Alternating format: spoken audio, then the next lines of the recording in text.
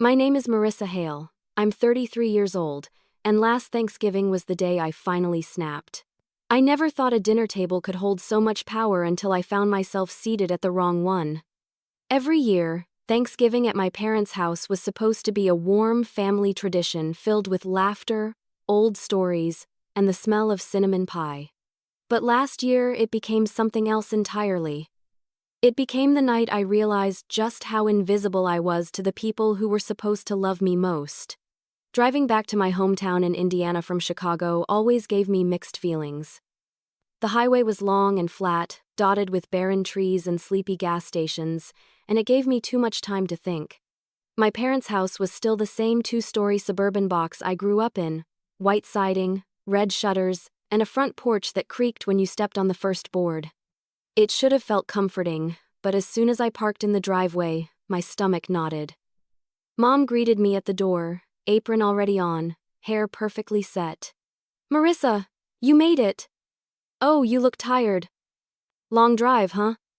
she said, kissing my cheek and then immediately calling out for Fiona. "Your sister's here." Fiona appeared seconds later, all perfect teeth and a casual wave, holding a glass of wine. "Hey sis," she said. "How's city life?" The way she said it made it sound like I was playing dress-up, pretending to be an adult in Chicago instead of living a full, independent life. I forced a smile. "It's good. Busy. How's the family?" She shrugged in that effortless way that said, "You wouldn't understand." Her husband and kids were already in the living room, taking up all the good seats. Dad was watching football, beer in hand, shouting at the screen like the coach could hear him. Tyler, my younger brother, was sprawled on the couch next to Dad, laughing about something they'd both found on TV. I stood there for a moment, holding the bottle of expensive wine.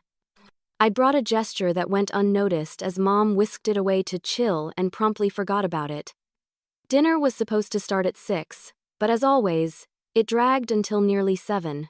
I helped Mom in the kitchen, arranging the dishes while she fussed over every detail. "You know, Fiona's bringing her sweet potato casserole again," she said proudly, as if Fiona had invented the dish. "That's great," I murmured, carefully placing the turkey platter in the center of the table. When everything was finally ready, we began to gather. The dining room was packed with relatives Fiona and her husband, Tyler and his new girlfriend, Mom and Dad, and a few cousins who'd come in from out of town. The table was long, but not quite long enough. That's when Mom turned to me and said it. "Marissa, sweetheart, would you mind sitting at the little table this year? We just don't have enough space for everyone at the big one." I blinked, sure I'd misheard her. "The little table?" She pointed to the small folding table in the corner, where 4 kids were already sitting, crayons scattered across the surface. "Yes, the kids' table. You don't mind, do you? You're so good with them. And this way, the adults can have a bit more room." The room went quiet. Fiona hid a smile behind her wine glass. Tyler chuckled. "Yeah, Marissa, you can tell them your city stories," he joked. I felt a rush of heat in my chest. Every eye was on me, waiting for my reaction. For a second, I wanted to say no. I wanted to demand my seat at the main table, to claim the space I deserved. But instead, I smiled tightly and said, "Of course, no problem." The kids looked at me with innocent curiosity as I sat down beside them. They didn't understand why a grown woman was sitting there with them, cutting their turkey into bite-sized pieces and wiping spilled cranberry sauce off the tablecloth. From where I sat, I could hear the laughter and chatter of the adult table. They were reminiscing, telling stories, making toasts all without me. I tried to focus on the children's conversation, something about video games and a science fair, but my mind was elsewhere. Every sound from the other table felt like a reminder that I didn't belong with them. I wasn't one of the adults. Not in their eyes. At one point, I glanced up and caught Fiona looking at me, smirking. She raised her glass in a mock toast. My mother met her gaze and smiled approvingly, as if to say, "Isn't she sweet for helping the kids?" Sweet. That word made my stomach twist. Sweet was what people called you when they didn't take you seriously. Sweet was what they said when they wanted you to stay small, Dinner dragged on for hours. The kids finished eating long before the adults, and I ended up cleaning their plates, refilling their drinks, and trying not to cry every time I heard laughter from the other side of the room. When dessert came, Mom handed out slices of pie, giving Fiona the first piece. I got mine last. I took a bite, forcing myself to swallow around the lump in my throat. Later that night, as everyone lingered in the living room, I sat alone by the window, staring at the dark backyard. It wasn't about the table. It was about what it symbolized: their refusal to see me as an equal, as someone who had grown beyond their narrow expectations. In that moment, I made a silent promise to myself. I would never let them treat me that way again. I would rise, quietly and powerfully, until they couldn't ignore me anymore. I smiled through dinner that night, but I knew something in me had changed forever. Being underestimated had always been my family's favorite sport. As I drove back to Chicago the next morning, the highway felt longer than usual. The gray sky hung low over the fields, and my reflection in the rearview mirror looked tired of pretending, tired of shrinking, tired of being the family's background character. The truth was, the children's table was just a physical reminder of something I'd felt my entire life, that no matter how old I got, my family would always see me as less. Growing up, I was the middle child. Fiona, the oldest, was the golden one, the overachiever, the perfect student, the one who could do no wrong. Every report card she brought home was framed like an award. Tyler, the youngest, was the baby, spoiled by everyone's attention. And then there was me, quiet, dependable Marissa. The one who helped set the table, the one who stayed out of trouble, the one no one worried about. When I was 12, I won a writing contest at school. I remember bringing the certificate home, bursting with pride. Mom glanced at it while stirring pasta sauce and said, "That's nice, honey." Before turning to ask Fiona about her math competition, I told myself it didn't matter, but even at 12, it stung. As I got older, the pattern never changed. Fiona went to an Ivy League school, and the entire family threw a party. When I got my scholarship to a state university, my dad said, "That's great, saves us some money." When I landed my first real job at a marketing firm, Mom's response was, "That sounds fun. You get to make commercials?" I didn't make commercials. I led campaigns for major brands, but they never cared enough to understand what I actually did. The worst part wasn't the words they said, it was the tone.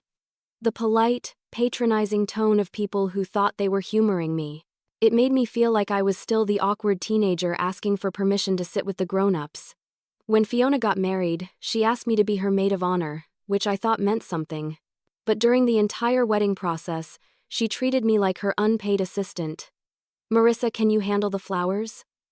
Marissa, can you drive Mom to the dress fitting?" Every task was a chore, every compliment half-hearted. On her wedding day, she looked stunning, radiant, and when people told her that, she glowed.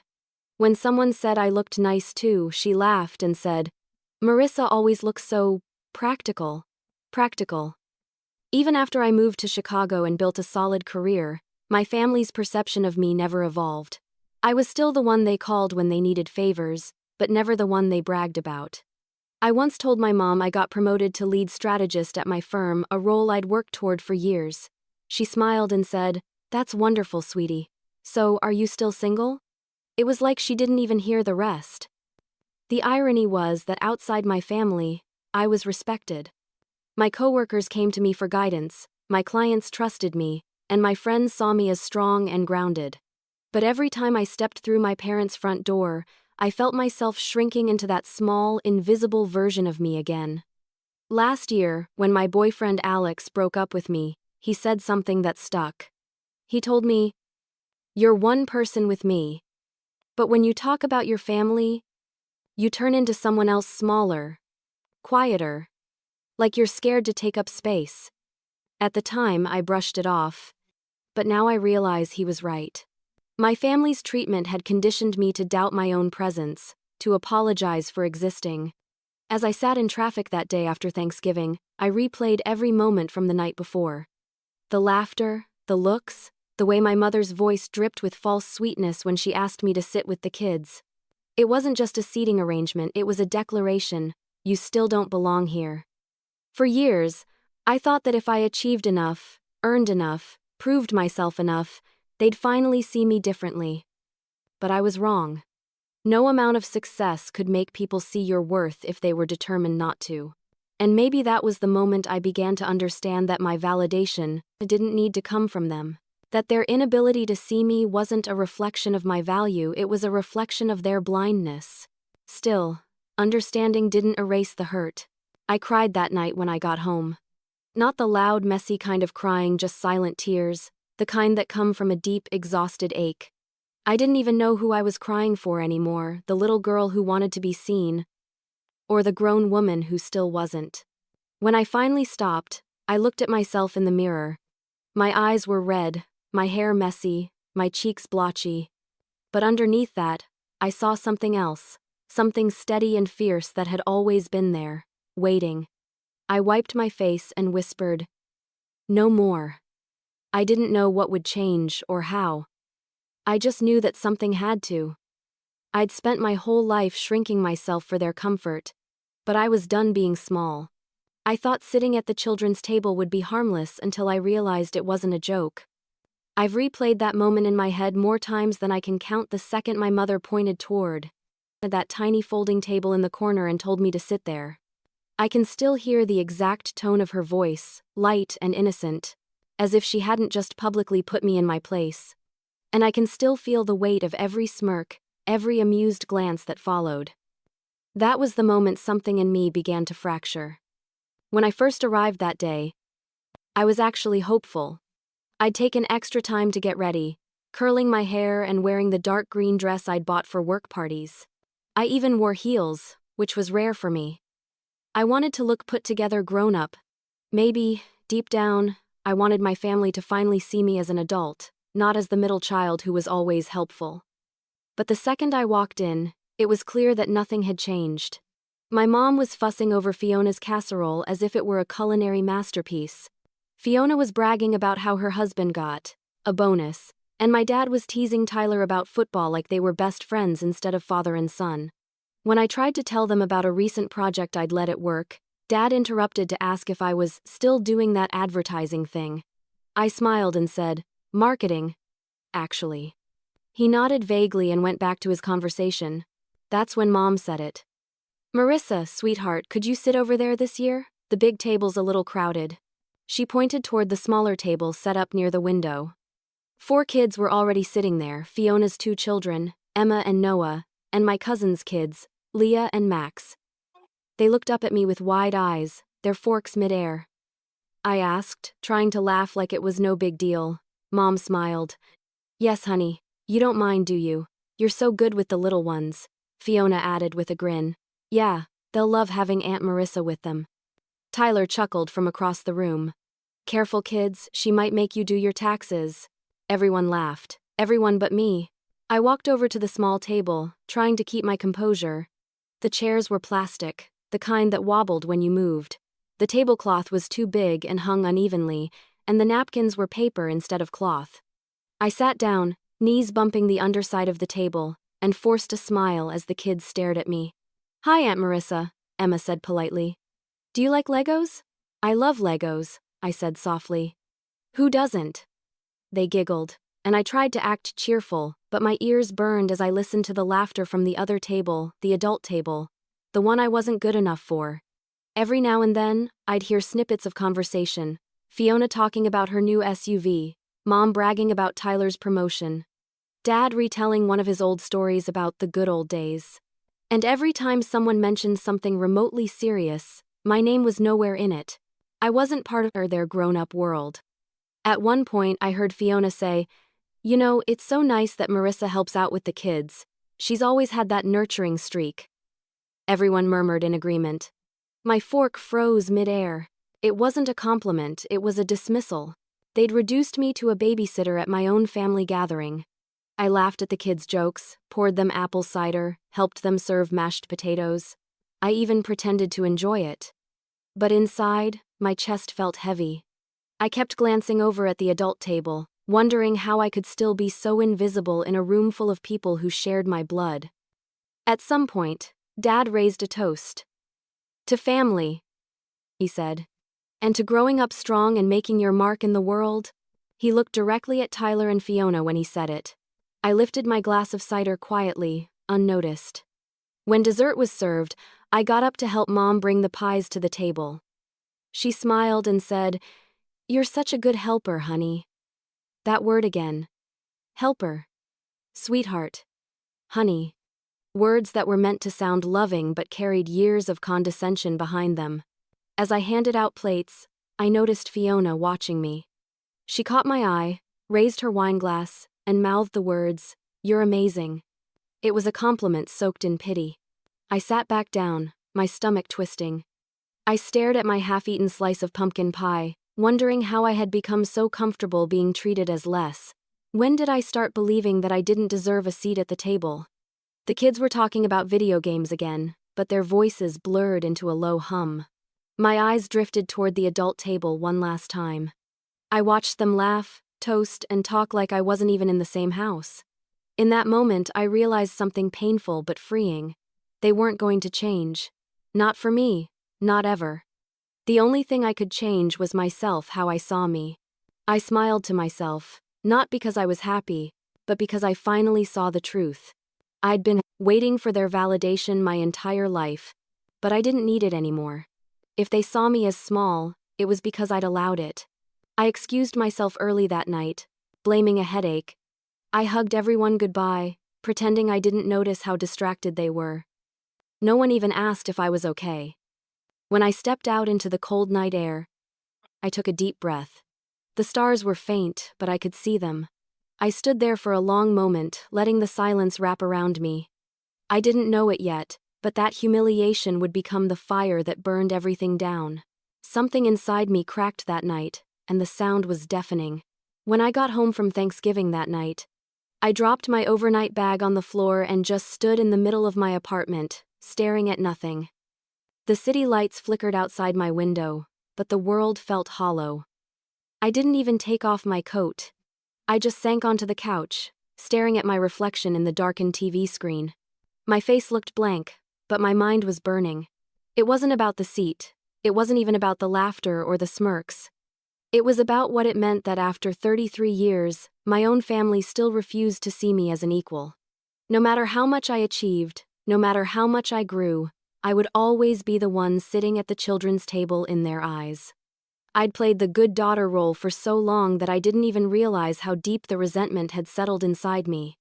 All those years of being polite, quiet, helpful, it hadn't earned me respect.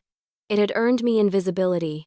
I went to the bathroom, splashed cold water on my face, and looked into the mirror. My eyes were red, but what I saw behind them wasn't sadness, it was rage. A quiet, steady kind of rage that didn't explode outward but instead sat deep, waiting. I whispered to my reflection, "No more." The next morning, my phone buzzed with texts from Fiona and my mom. Fiona had sent pictures. From dinner, the perfect family moment. Everyone looked happy, full of life. In one picture, you could see me blurry in the background, sitting at the kids' table, half smiling. My stomach twisted when I saw it. That was how they saw me. Background noise in their perfect story. Mom's message came next. "Thanks for all your help last night, sweetheart. The kids just adore you. You've always had such a gentle soul." Gentle. That word made me want to scream. I didn't reply. I deleted the message, threw my phone on the couch, and walked into my kitchen. I poured myself a cup of coffee and stared out the window, the steam fogging the glass. For the first time, I didn't feel like crying. I felt cold, calm, and focused. Later that day, I met up with my friend Kyra for brunch. She was one of the few people who knew the full extent of my family's behavior. The moment I sat down, she could tell something was off. "Okay," she said, sipping her mimosa. "What happened this time?" I told her everything, the table, the laughter, the condescension. She listened quietly, her brow furrowing more with every sentence. When I finished, she put her glass down and said, "Marissa, they don't see you because you don't make them. You keep waiting for them to validate you, but they never will. So stop asking for it. Her words hit hard, not because they were new, but because this time I was ready to hear them. I went home and sat at my desk, opening my laptop. I stared at the screen for a long time before opening a blank document and typing one line. I am done being small. It wasn't a dramatic moment, it was quiet, deliberate. I didn't know what it meant yet, but I knew it was the start of something. Over the next few weeks, I kept my distance. When Mom called, I let it go to voicemail. When Fiona sent her usual texts about family updates, I gave short, polite replies. I poured all my energy into work, into myself. But one night, as I scrolled through old photos on my phone, I found something that stopped me cold. A video from Fiona's wedding years ago. In it, she was giving a speech, thanking everyone for supporting her. She called out Mom and Dad, her husband, her in-laws, everyone except me. I'd been her maid of honor, but she hadn't mentioned my name once. I watched that clip 5 times, each time feeling the sting a little less and the clarity a little more. It wasn't that she forgot me, it was that she never thought I mattered enough to remember. That realization didn't break me, it hardened me. I wasn't going to beg for a seat at their table anymore. I was going to build my own. A few days later, Mom called again. I didn't answer. She left a voicemail. Hi, honey. Just checking in. Fiona says you've been quiet lately. Hope everything's okay. We miss you. Miss me. The same people who had laughed as I sat with the kids now claimed to miss me. The irony wasn't lost on me. That night, I took out a journal and started writing not about them, but about me. About what I wanted, what I'd tolerated, and what I refused to accept anymore. It felt like peeling off a layer of skin, raw but necessary. For the first time in years, I went to bed without that familiar ache in my chest. I wasn't healed, not yet, but I was awake. I lay there in the dark, replaying the dinner in my mind one last time. The laughter, the looks, the sting of being told where I belonged. And instead of feeling pain, I felt something else. Power. The kind that comes when you finally stop asking and start deciding. They wanted to treat me like a child? Fine. I'd make sure they'd need me like one. Revenge doesn't always start with anger, it starts with awareness. After that Thanksgiving, something in me shifted quietly but permanently. I didn't wake up one morning plotting to prove anyone wrong. It wasn't that kind of story. It was slower, quieter, more like waking up after years of sleep and realizing you'd been dreaming someone else's life. The following Monday, I went to work like usual, but everything felt different. My office in downtown Chicago overlooked the river, and I remember standing by the window that morning, coffee in hand, watching the sunlight bounce off the glass buildings. For once, I didn't feel small. I felt present. When I walked into our weekly meeting, my boss, Cynthia, was already there. She was a sharp, composed woman in her 50s, one of those people who could command a room without raising her voice. She'd always respected my work, but I'd never really spoken up much beyond what was required. That day, though, I did. We were reviewing a client pitch, and I offered a completely new strategy, bold, data-driven, but risky. Normally, I'd expect the usual polite nods and then silence. Instead, Cynthia leaned forward, intrigued. That's actually a smart angle, she said. Marissa, why don't you take lead on developing this proposal? I blinked. Lead? Yes, she said simply. You've got the vision for it. Something inside me clicked. All those years of being overlooked by my family had made me play small even at work. I'd been hiding behind my competence, never realizing that quiet excellence wasn't enough if you didn't claim it out loud. That project became the turning point. I worked harder than ever, but not out of fear, out of fire. Late nights at the office didn't drain me anymore. They fueled me. I wasn't trying to prove anything to my family anymore, I was building something for myself. Around that time, Cynthia pulled me aside after a presentation and said, "You have leadership instincts, you should lean into them." Those words stuck. For weeks I couldn't stop thinking about them. Leadership, instincts. 2 things my family had never believed I had. So I started small. I enrolled in a professional leadership workshop downtown, one of those weekend programs that focus on communication and confidence. At first, it felt awkward standing in front of strangers, speaking with authority, but slowly, it began to feel natural. The instructor, a former CEO, told me, "You've got quiet strength. That's more powerful than you think." Each week, I felt myself standing a little taller, speaking a little louder, taking up a little more space. By spring, something remarkable happened. Cynthia promoted me to team director. I'd gone from being the quiet one in the back to the person clients requested by name. I didn't tell my family. Not because I wanted to hide it, but because I wanted to enjoy it without their approval tainting it. For once, my success was just mine. Around that time, I reconnected with an old college friend, Naomi. She ran a small bakery that was struggling with marketing. One evening over coffee, she said, "You're so good at this, Marissa. Have you ever thought about consulting? You could help small businesses like mine." I laughed it off at first, but that night, the idea wouldn't leave my head. I knew the industry inside out, and I'd seen enough entrepreneurs struggle with branding to know I could make a difference. So I started small, helping Naomi design a strategy, building her social media presence, creating ads that actually worked. Within 3 months, her business revenue doubled, word spread. Friends of friends began calling me, asking for advice. Before I realized it, I was running a small side business from my living room, Hale Strategies. Just me, my laptop, and a growing list of clients who trusted me. For the first time, I wasn't just succeeding, I was building something that belonged entirely to me. No one could take credit for it. No one could belittle it. Every time my phone buzzed with a new client inquiry, I felt that same spark of power I'd felt the night I left my parents' house. Same quiet determination that whispered, "They don't get to define you anymore." I didn't post about it online. I didn't send out family newsletters or brag at reunions. I just worked. And with every success, I felt myself stepping further away from the version of me that needed to be seen by them. Then one evening, I got a text from Fiona. "Mom says you've been busy lately. Everything okay?" I stared at the message for a long moment before replying, "Everything's great. Just focusing on some projects." She responded with a thumbs up emoji. No curiosity. No real interest.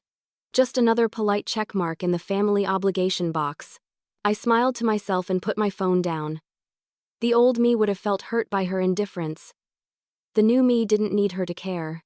I didn't realize it then, but I was already writing my revenge story, not with anger, not with words, but with silence and success.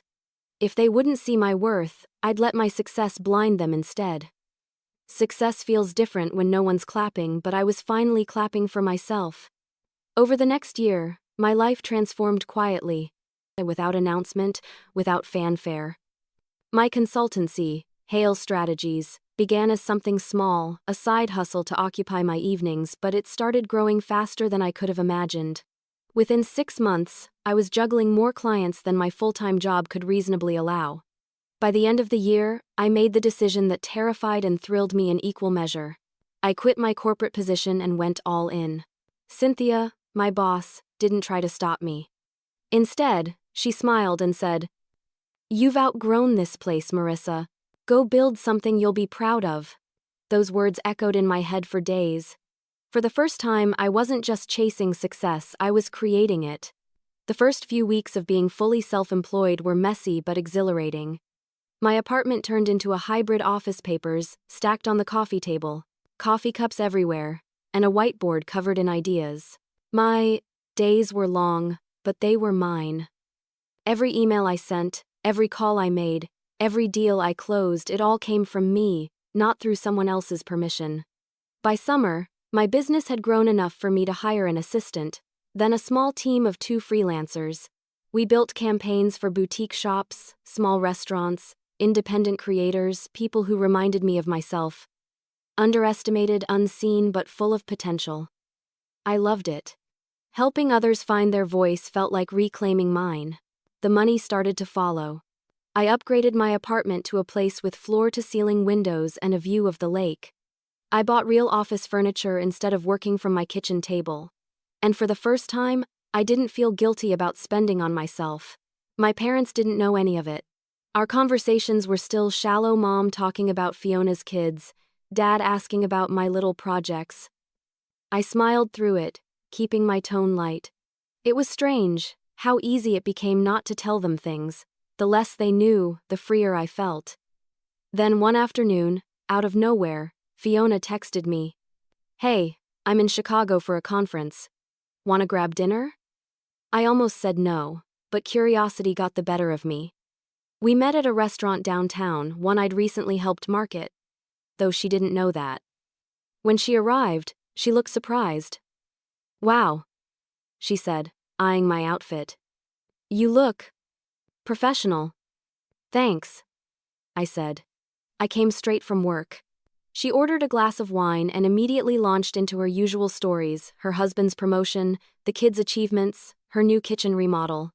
I listened politely, nodding at the right times. She barely asked me a single question. When she finally did, it was casual. "So, are you still at that marketing firm?" I smiled. "No, I run my own agency now." Her glass paused midair. "Really?" "Yeah. It's been going really well." She forced a smile. "That's impressive." But I could see it in her eyes, the flicker of surprise, the subtle discomfort. For once, she didn't know how to categorize me. I wasn't the quiet sister who needed help anymore. I was something she didn't expect: independent, confident, successful. She spent the rest of dinner subtly trying to reassert her balance, dropping comments about how exhausting it was being a mom, how some people just have more free time. I didn't take the bait. I just smiled, let her talk, and enjoyed my food. When we left, she hugged me and said, "We should do this more often." But her tone said otherwise. That night, as I walked home through the city lights, I felt something powerful. For the first time, I wasn't angry. I wasn't hurt. I was just above it. I realized that silence could be the most satisfying form of revenge. Not gloating, not arguing, just living well and letting them wonder. As the months went on, my business flourished. I started getting featured in local magazines. Clients referred their friends, and before long, I was running workshops, teaching small business owners how to brand themselves effectively.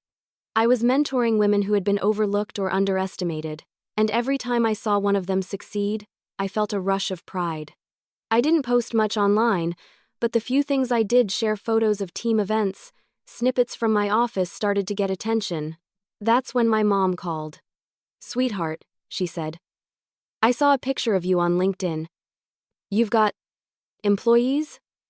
I laughed softly. "Yes, Mom. A small team." "Oh," she said after a pause. "Well, that's nice. Your father and I are proud of you." It sounded rehearsed. Like she didn't quite know how to process the idea that her middle child had built something successful without her noticing. I thanked her politely and changed the subject. Over time, their tone began to shift. My parents called a little more often, their questions a little more curious. But I kept my answers vague. They didn't get access to the full story anymore. They'd lost that privilege the day they made me sit at the kids' table. Still, there was one thing that made me pause: Fiona's silence. She didn't text, didn't call, didn't even like my posts. I knew her well enough to know what that meant. Jealousy. It didn't bother me. In fact, it made me realize something profound: my silence was louder than any argument I could ever make. I had spent my entire life waiting for applause that was never coming. Now, I didn't need it. I was my own audience, my own validation, my own success story. They didn't know it yet, but I was becoming someone they could no longer control. I almost didn't go to Christmas dinner, but destiny wanted an audience. By December, life felt different. Not perfect, not easy, but steady. I was running my business full-time, my calendar booked weeks ahead, my savings growing faster than it ever had before. I woke up early, worked late, and fell asleep every night with the quiet satisfaction of someone finally living on her own terms. I hadn't been home since Thanksgiving, and honestly, I had no intention of going back anytime soon. Then, one cold Monday morning, I got the text. "We're hosting Christmas dinner this year. Same time as always. Everyone will be here. It wouldn't be the same without you, sweetheart. I stared at the message for a long time.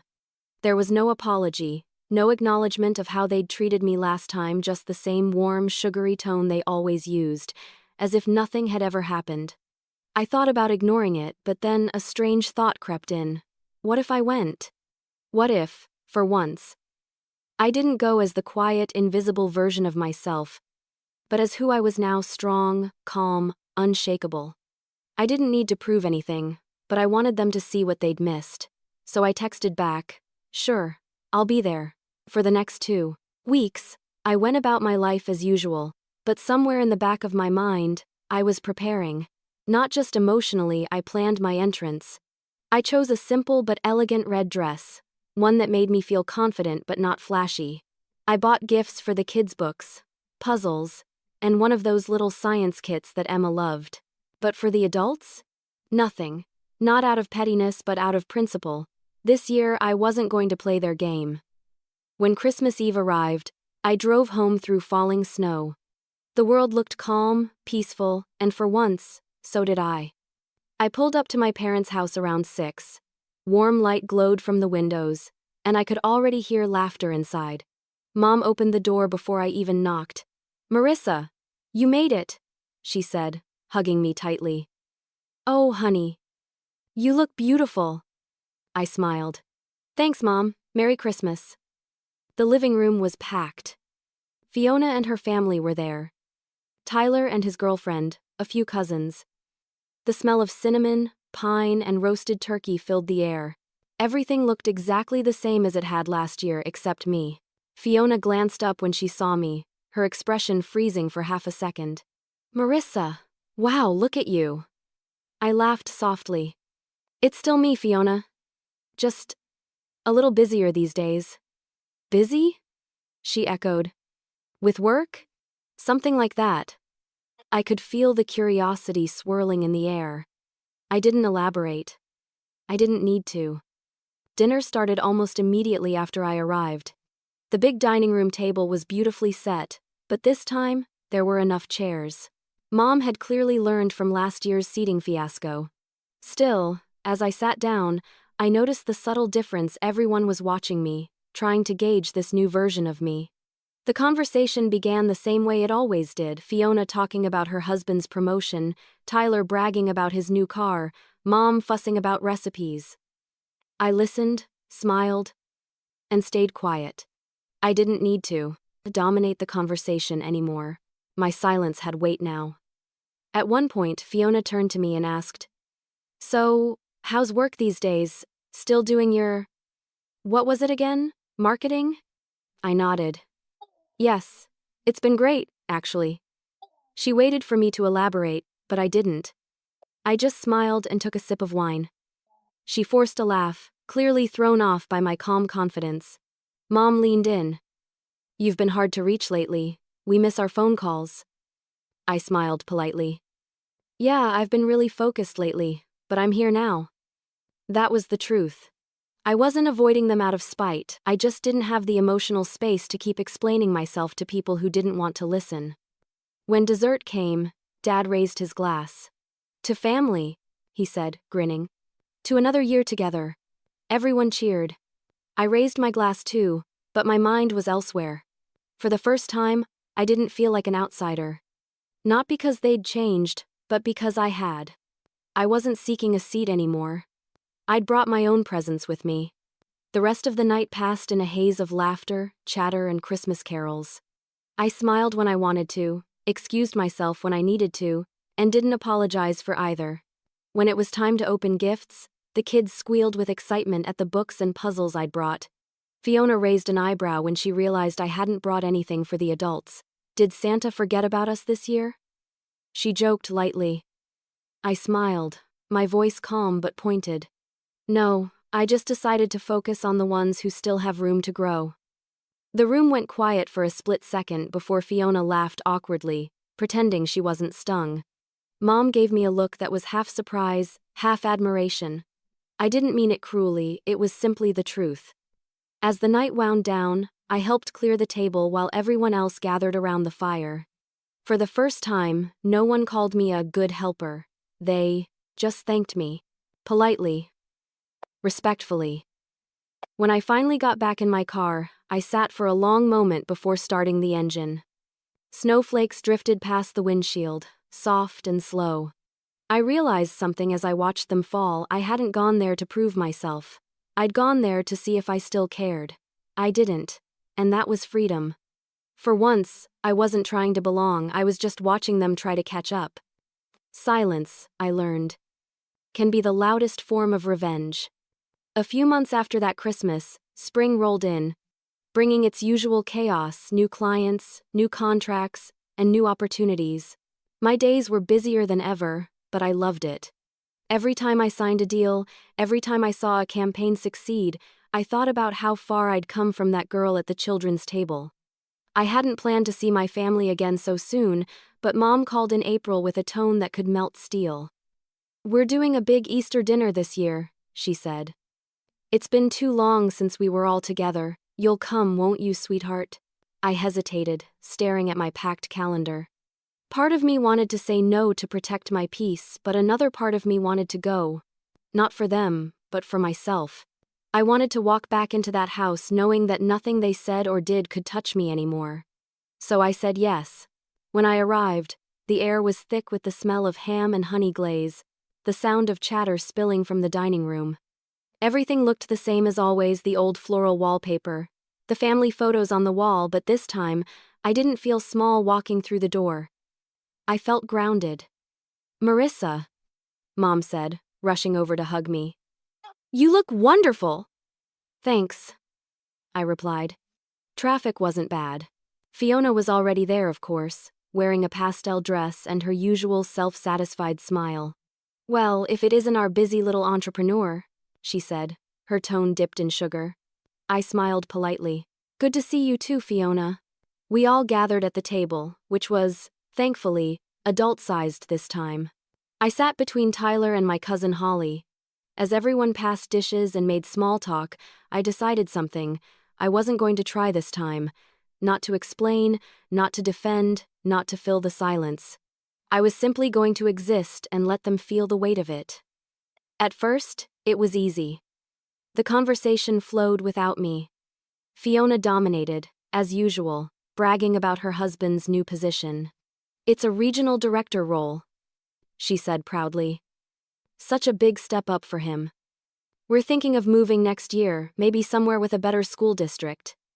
Mom nodded approvingly. "That's wonderful, dear."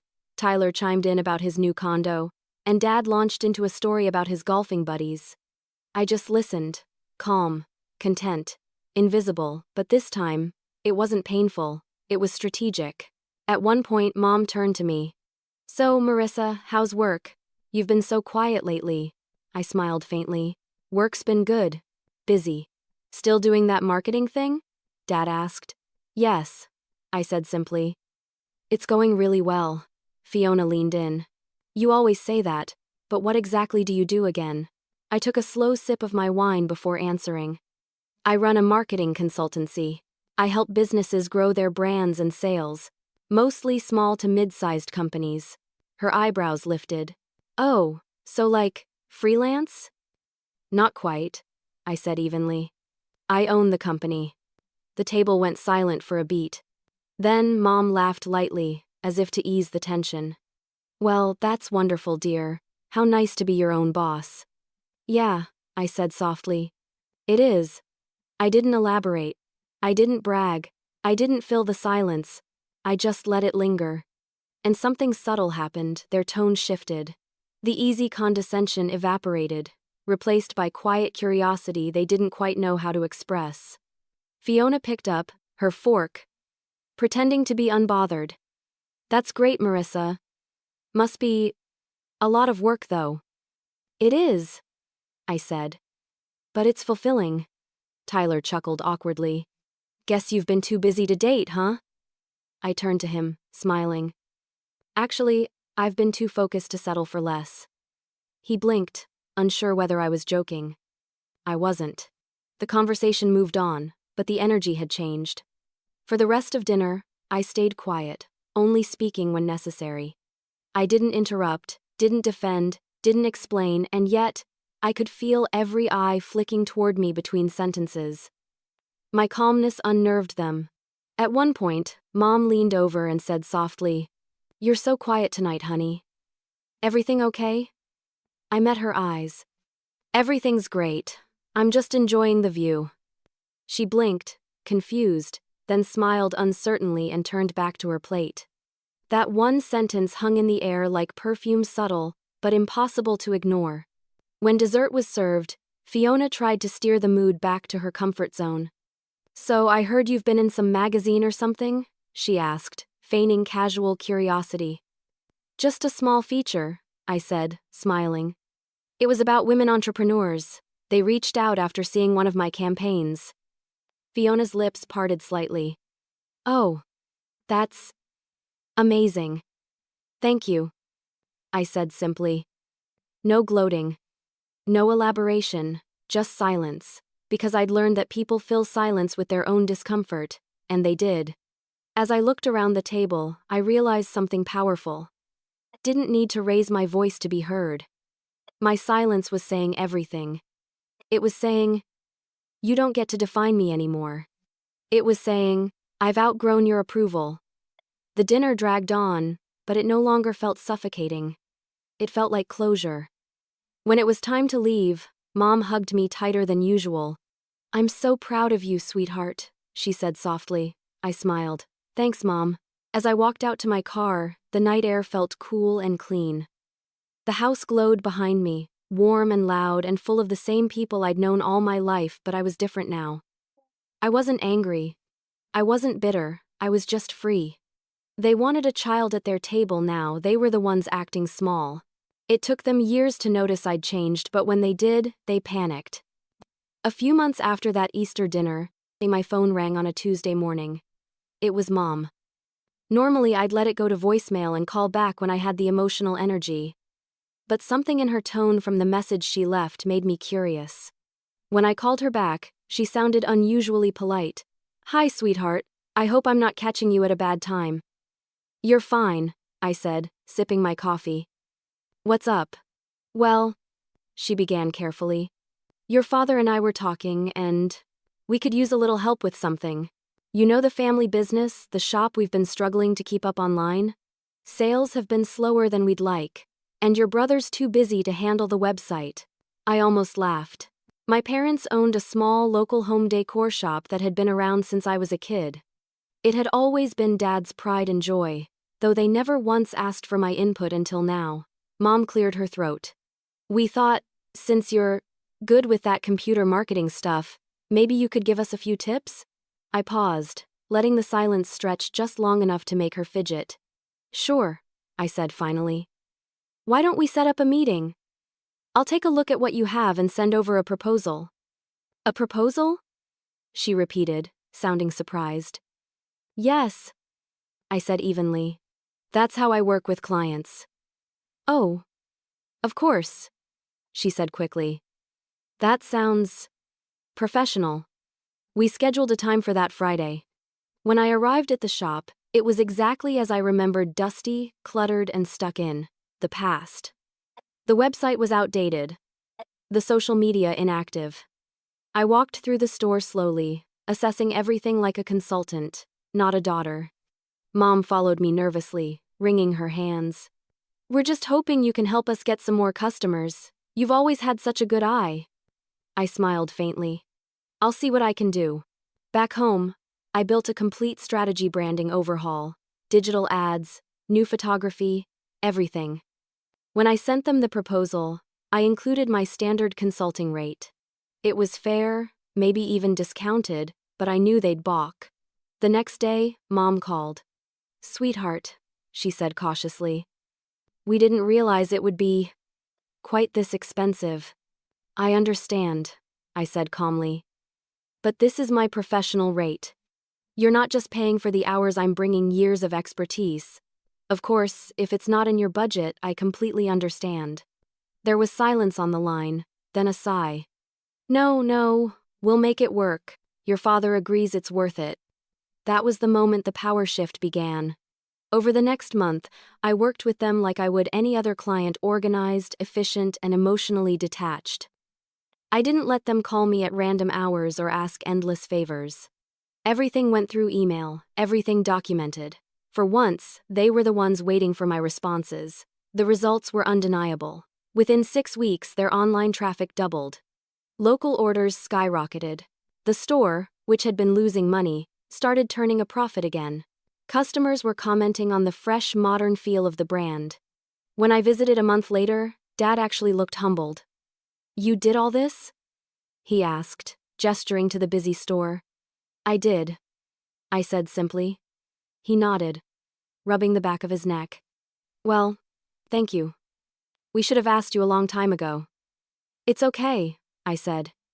"You didn't know what I could do." The words were calm, but their meaning landed. I saw the flicker of realization in his eyes. A week later, Mom called just to check in, but I could tell it wasn't about work. "You've really made such a difference, honey. Everyone's been talking about how amazing the shop looks now. Your father and I are so proud." "Thank you," I said, my voice steady. There was a pause before she added softly, "I guess we never really understood what you do for a living." "That's all right," I replied. "You understand now." After that, things began to shift subtly. My parents called more often, but the tone was different, careful, respectful, even a little uncertain. Fiona started texting again too, asking vague questions like, "So, how's business these days? Still busy?" I could almost hear the jealousy bleeding through her words. I kept my answers short, busy as always. The truth was, they were seeing me clearly for the first time. But not because I'd forced them to, it was because I'd stopped trying to. My detachment made them desperate to know more. At our next family gathering, Dad introduced me to a friend as our daughter, the marketing consultant. I caught Fiona's expression, half shock, half irritation. It was the first time he'd ever described me with pride. As the night went on, I listened to the same old family conversations, the same dynamics, the same patterns, but now, there was a quiet reversal underneath it all. I wasn't the one trying to impress anyone. They were trying to impress me. And that, I realized, was the real power shift. Not dominance, not revenge, but freedom. It was satisfying watching them pay for the respect they'd never freely given. Once they depended on me, the dynamic changed and they knew it. After I helped revive the family business, things started to feel different. Subtle, but unmistakable. My parents began calling me for advice regularly, real advice, not just "can you help us with Facebook?" but questions about strategy, pricing, and customer retention. They treated my answers with genuine consideration, not the usual patronizing nods I was used to. For the first time in my life, they saw me as capable, and they needed me. It was a strange feeling, empowering, yes, but also bittersweet. I'd spent my whole life waiting for them to respect me, and now that they did, it wasn't out of love or understanding. It was out of necessity. Still, I couldn't deny the quiet satisfaction that came with it. Dad started calling every week. "Hey Marissa," he'd say, trying to sound casual. "You think it's worth investing in that new POS system you mentioned?" "Absolutely," I'd reply. "It'll save time and cut down on errors, trust me." He always did. Mom, meanwhile, had shifted from dismissive to deferential. When her friends came by the shop, I'd overhear her saying things like, "Our daughter does all our marketing. She's just brilliant at what she does." Hearing her say that out loud for the first time nearly stopped me in my tracks. But I didn't let it show. I'd learned long ago that pride was best expressed quietly. Then there was Fiona. The more my parents bragged about me, the more distant she became. Her texts came less often, and when they did, they carried an edge of forced politeness. "So proud of you," she wrote once, with a little heart emoji that felt like a dagger. A week later, she called me out of the blue. "Hey," she said, "I'm thinking of starting a side business, something with interior design. Maybe you could help me figure out how to brand it?" Her voice was sweet, but I could hear the hesitation beneath it. She hated asking me for help. "Of course," I said, smiling. "Send me some details and I'll take a look." She did, and when I reviewed her materials, It was clear she hadn't put much thought into it. The plan was half-baked, the branding inconsistent. I gave her honest feedback, just as I would any client. A few days later, she texted back, "Thanks, but I think I'll figure it out my own way." I didn't respond. Some lessons can't be taught, they have to be lived. From that point on, our relationship became oddly formal. She still smiled at family gatherings, still hugged me for appearances, but her warmth was gone. Every time someone praised my business, I saw her jaw tighten slightly. The more my family relied on me, the more detached I became, not out of malice, but self-preservation. For years, I'd chased their approval, hoping it would feel like belonging. But now that I had it, I realized it didn't mean as much as I thought it would. Respect given out of convenience wasn't real respect, it was currency. And I was done trading my peace for scraps. One Sunday afternoon, Mom called and asked if I'd be joining them for another family dinner. I hesitated. My weekends were my sacred time, now rest, reflection, solitude. "I can't this week," I said gently. "I've got a client deadline." She sounded disappointed but didn't argue. "Of course, dear, we'll miss you." But something in her tone told me she understood. I wasn't the one orbiting around them anymore. They were orbiting around me. A few weeks later, she called again. "Your father was saying we should have you over soon. Maybe you could help us set up another ad campaign before the summer rush?" I smiled. "I'll send you my availability." "Oh, you're so busy now," she said, half proud, half wistful. "We barely see you anymore." I hesitated, then said softly, "You could have seen me all these years, Mom. You just didn't look." She didn't respond right away. When she finally spoke, her voice was quiet. "You're right." That small admission meant more to me than any praise she'd ever given. When Easter rolled around again, they invited me for dinner. I politely declined. I didn't feel anger about it, I just didn't need to be there. My absence said enough. That night, as I sat by my window with a glass of wine, I thought about the long journey from the children's table to this moment of power and peace. The woman who once begged for a seat was gone.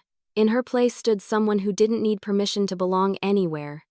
The irony wasn't lost on me. After all those years of trying to earn their love, I finally had their respect. But by the time they offered it, I'd already learned to live without it. The next morning, my phone buzzed with a message from Fiona. "Mom says you couldn't make dinner. You must be swamped. Good for you." I stared at the screen, smiling faintly. Swamped? No. Just free. For the first time, they were the ones waiting for my approval. I used to think maturity meant being quiet, but now I know it means choosing peace. There's a strange calm that comes when you stop waiting for people to change. For most of my life, I thought emotional maturity was about patience, about enduring, forgiving, and staying kind no matter how others treated me. But I learned that real maturity isn't quiet endurance. It's understanding who deserves your energy and who doesn't. After that Easter, I skipped things in my life, finally settled into a rhythm that felt right. I'd built a business that ran smoothly, surrounded myself with a small, trustworthy team, and filled my days with purpose. My clients respected me. My friends admired me. My parents, well, they'd learned to tread lightly. For the first time, I wasn't trying to prove myself to anyone. I was living for me. Around that time, I started seeing a therapist named Dr. Yvonne, an older woman with a calm voice and a way of asking questions that felt like gentle lightning strikes. In one session, she asked, "Marissa, what does respect look like to you?" I thought for a long moment before answering. "It's when people listen to you without trying to change you," I said. She nodded. "And do you think you've learned to give that to yourself?" That question stayed with me long after the session ended. I realized that while I'd stopped chasing validation, I hadn't fully forgiven myself for allowing others to make me feel small. I'd internalized their treatment for so long that a part of me still carried the shame of being underestimated. So, I started working on letting that go. Slowly. I began journaling every morning, not about work, not about achievements, but about emotions. About what I felt grateful for, what I'd overcome, and what I was still healing from. It wasn't pretty writing. but it was real. Some mornings I'd cry while writing, other days I'd smile. Forgiving myself became the hardest and most rewarding work I'd ever done. Outside of therapy, life blossomed. My business had grown enough that I could take weekends off again. I spent time exploring art galleries, hiking on the outskirts of the city, and reconnecting with people who made me feel alive.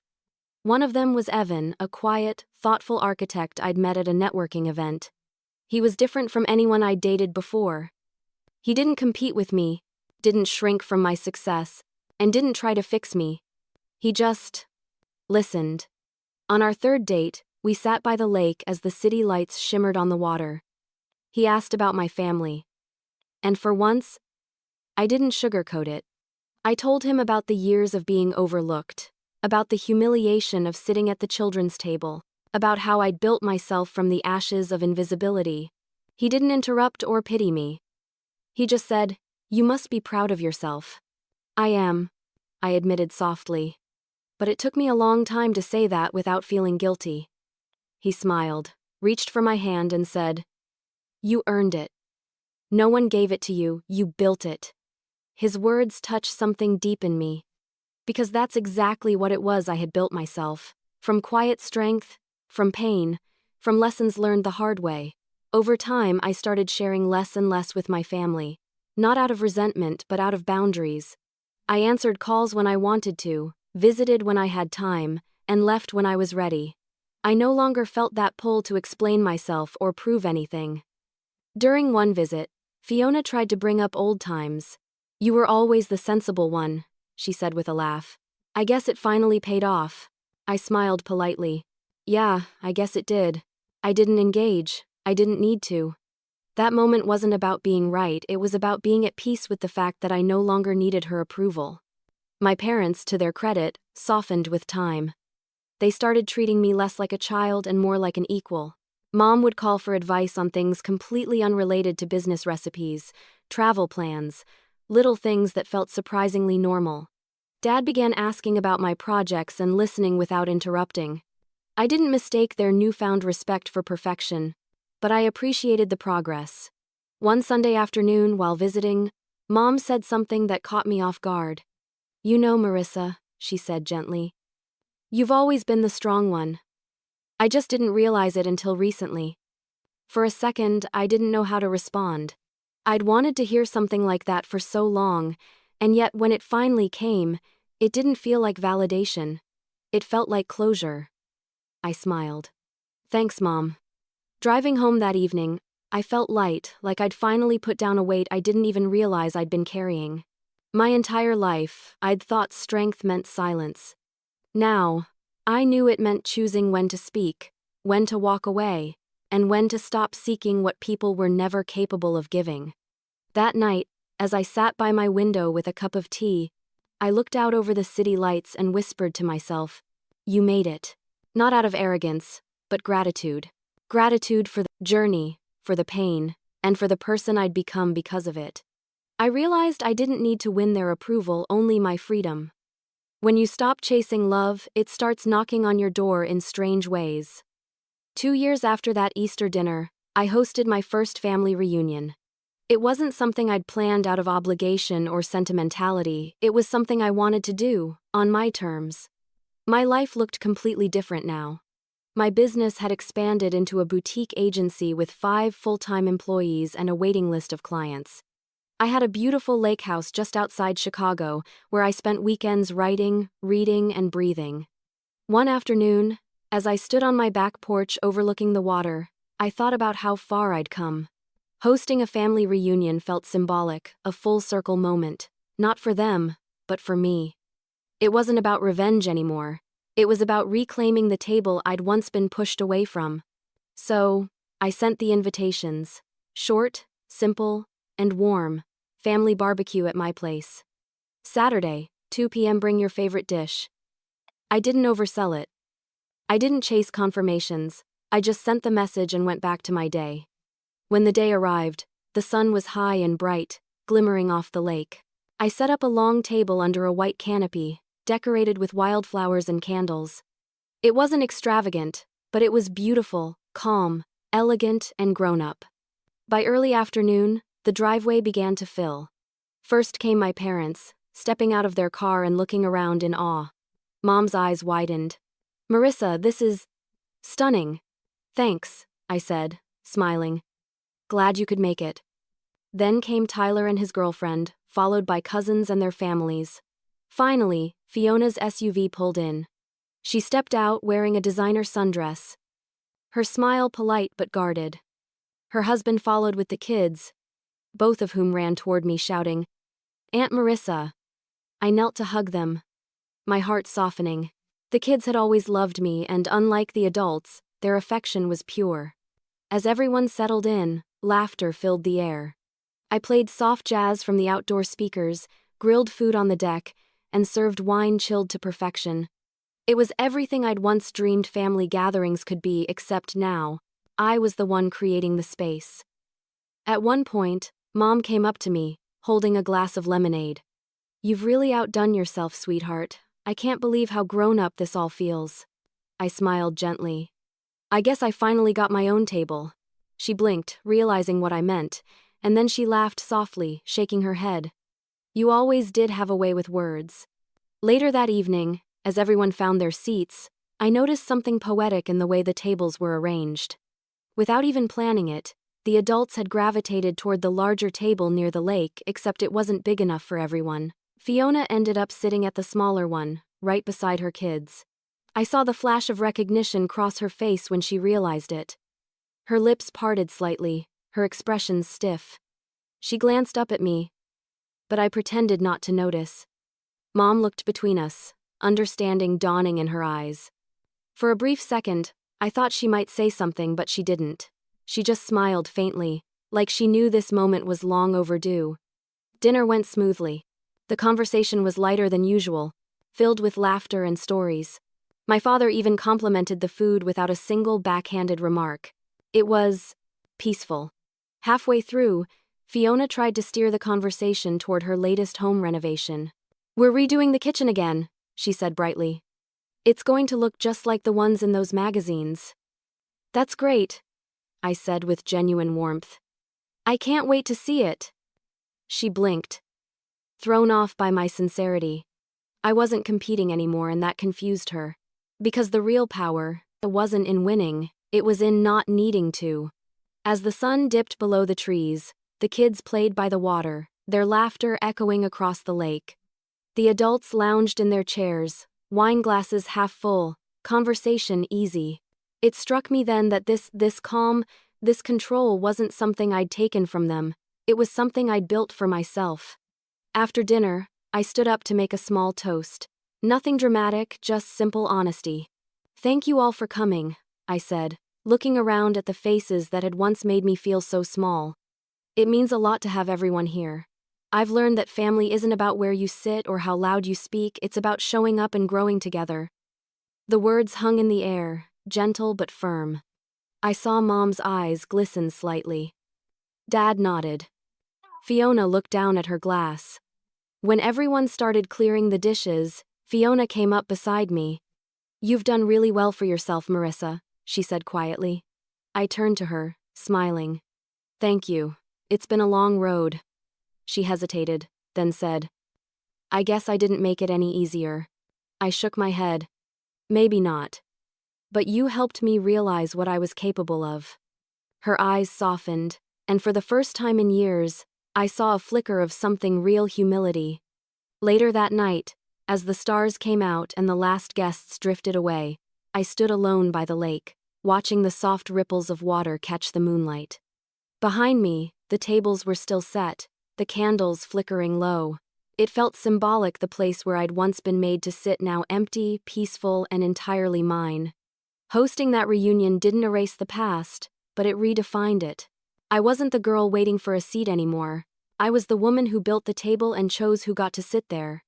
For the first time, I wasn't at the children's table, I owned the whole house. Revenge, I learned, isn't about hurting, it's about teaching. After the reunion, something subtle but permanent shifted in my family. They started seeing me differently, not just as the successful one, but as the steady one, the anchor. The tone of every conversation changed. The old teasing stopped, the patronizing softened, and for the first time, respect became the quiet language between us. It didn't happen overnight, but I could feel it in small ways.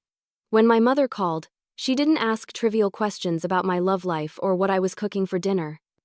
Instead, she asked thoughtful things like, "How do you balance work and rest?" Or, "What's your next big goal?" She wasn't pretending anymore, she was genuinely curious. My father, too, had softened. He started asking for my opinion before making big decisions at the shop. He even called one evening to say, "I really don't know how we managed before you stepped in." It wasn't flattery, it was humility. And that meant more than any apology could have. Fiona changed the most, though she'd never admit it outright. After that reunion, she began reaching out in small, hesitant ways. She'd send a recipe, a photo of her kids, or a simple text that said, "Hope your week's going well." It wasn't much, but it was a start. The funny thing was, I no longer needed her closeness. I didn't crave her validation or her approval anymore, but I accepted her attempts at connection for what they were, a quiet acknowledgement that she'd finally seen the truth. Revenge, I realized, isn't about making someone feel your pain. It's about showing them what peace looks like when they no longer have the power to take it from you. My peace became my lesson. The following Thanksgiving, my family invited me to their home for dinner. I decided to go not to revisit old ghosts, but to close a chapter. When I walked in, the house looked the same, but the energy was completely different. Mom had decorated the dining room beautifully, and when she gestured toward the table, she smiled warmly. "Sit wherever you like, sweetheart." I looked at the big table, then the small one in the corner. The folding table was gone. It had been replaced with a matching dining set, as if that part of our history had been quietly erased. I sat at the main table, directly across from Fiona. She smiled at me genuinely this time and said, "I made the sweet potato casserole, just like always." I laughed. "Of course you did." Dinner flowed easily. We talked about work, the kids, movies, and the weather. It wasn't forced or awkward. It was human, normal. For the first time in years, I didn't feel like I was pretending to belong. At one point, Mom raised her glass and said, "I want to make a toast." Everyone went quiet. "To Marissa," she said softly. "For teaching us that growing up doesn't just mean getting older, it means learning to see each other clearly. We didn't always get that right, but we're grateful for you." Her eyes met mine, and I saw tears glimmering there. The sincerity in her voice was disarming. I smiled, my throat tight. "Thanks, Mom." The room was still for a heartbeat before the chatter resumed. I didn't cry, though part of me wanted to. Not because I needed their praise, but because I finally felt something I'd long stopped expecting: peace in their presence. Later, as we cleared the table, Fiona came over to help me with the dishes. She stood beside me at the sink for a long moment before saying, "You've really changed." I smiled faintly. "Maybe I just stopped pretending." "You make it look easy." "It's not," I said, rinsing a plate. "It's just worth it." She looked down, then quietly said, "I'm sorry, you know, for how I treated you before." I didn't respond right away. I turned off the faucet, wiped my hands, and faced her. "I know," I said gently, "and I forgive you." Her eyes welled up, but she didn't cry. She just nodded, and that was enough. Forgiveness, I realized, wasn't for her, it was for me. It was the final release from everything that had once defined me.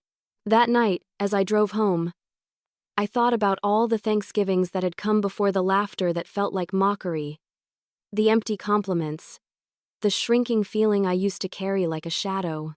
And now, for the first time, I felt light, whole. The greatest revenge wasn't power or pride, it was peace. The kind of peace that comes from knowing you don't need to prove anything to anyone anymore. They finally saw me for who I'd always been, and I didn't need their validation to know it. This year, I set one more table, and this time, everyone had a seat. 3 years after that last reunion, I hosted Thanksgiving at my lake house again. By then, my life had settled into something solid, something peaceful. My business was thriving, My relationship with Evan was steady and full of quiet joy, and the woman I had become barely resembled the one who once sat small and silent at the children's table. I didn't plan this dinner to make a point. I wasn't looking to prove anything or to relive old wounds. I simply wanted to celebrate with my family, my friends, the people who had grown with me. It wasn't about reclaiming space anymore. It was about sharing it. That morning, I woke up early to the smell of cinnamon and roasted coffee. The lake outside was perfectly still, reflecting the pale orange of the sunrise. Evan was already in the kitchen, whisking pancake batter. "Big day?" he asked, smiling as I slipped into a chair. I laughed softly. "Not big. Just full." By noon, the house was alive with noise. My parents arrived first, bearing pies and flowers. Mom looked around with the same awe she always did, but this time, it wasn't tinted with comparison. "You've made such a beautiful home, honey," she said, handing me a hug instead of advice. "Thanks, Mom," I said, and I meant it. Fiona came next, with her husband and kids, carrying a tray of her famous sweet potato casserole. She looked happy, tired, but happy. "You'll be proud of me," she said with a grin. "I didn't burn it this year." I laughed. "That's progress." Tyler showed up soon after, his girlfriend in tow, both carrying wine and laughter. The cousins followed, then a few close friends from Chicago. The house filled with warmth, conversation, and the comforting chaos of people who, at last, felt at peace with one another. As I looked around, I noticed something remarkable. Everyone mingled naturally. There were no cliques, no unspoken hierarchies, just people sharing food, stories, and laughter. Even Fiona, once so guarded and competitive, was helping Mom in the kitchen, laughing over some long-forgotten memory. We all sat down for dinner around one large table I'd had custom-made for this very reason. It stretched across the dining room, big enough for everyone, no separate tables, no separations of kids and adults, just one family. The turkey sat at the center, golden and glistening. The sides surrounded it like colorful brushstrokes, mashed potatoes, green beans, casseroles, salads, pies. It was beautiful in its simplicity. As everyone found their seats, Mom turned to me and said, "I still can't believe this is your house, your life. You did it, Marissa." I smiled softly. I did. Dinner began with chatter and laughter. Dad told his usual stories. But this time, they weren't laced with subtle jabs. Fiona complimented one of my dishes, and I could tell she meant it. Even the kids, now in their teens, joined the conversation easily. There was a sense of balance in the air, something I'd never experienced before. Halfway through dinner, I found myself looking around the table, the faces, the smiles, the warmth, and something inside me shifted again. All those years, I'd chased this feeling. I thought it would come from being recognized, validated, or praised. But in that moment, I realized it had nothing to do with being seen. It had everything to do with seeing them clearly, compassionately, without bitterness. After dessert, I stood up to give a small toast. The room quieted, and every face turned toward me. "I don't usually do speeches," I began, smiling. "But this feels like a good time to say something. When I was younger, I used to think being part of a family meant earning your place at the table. That if you worked hard enough, stayed quiet enough, or gave enough, eventually people would make space for you. But I've learned that's not how it works. Belonging isn't something anyone gives you, it's something you build for yourself." Fiona's eyes were glossy. Mom held Dad's hand. I continued. "For a long time, I let myself believe I wasn't enough. But life has a funny way of teaching you what you're worth when you finally stop asking for permission. I'm grateful for all of it, the hurt, the lessons, and the growth, because without it, I wouldn't have become the woman standing here now." I raised my glass. To family, the one that taught me, tested me, and, in the end, grew with me. The room was silent for a moment before everyone raised their glasses and echoed. To family. When we clinked glasses, I felt something close to peace settle in my chest, a soft, glowing warmth that felt like healing. Later that night, after everyone left, I stepped outside. The lake shimmered under the moonlight, still and endless. I sat on the porch steps, wrapping myself in a blanket as the night grew cool. Evan came out and sat beside me. "You okay?" he asked quietly. I nodded. "Yeah. More than okay." He smiled. "You looked so peaceful tonight. Like you finally closed a chapter." "I did," I said. "I think it's the first Thanksgiving I've ever felt completely at home." He kissed my temple gently, and we sat there in silence, watching the reflection of the stars ripple across the water. All those years ago, I had been told to sit at the children's table to make space for the adults, to know my place. But that night, surrounded by love, by growth, by balance, I realized that I had rewritten that story entirely. I hadn't just earned my seat. I'd built the whole table, and this time, everyone had a place at it. They once put me at the children's table, but in the end, I built a table of my own.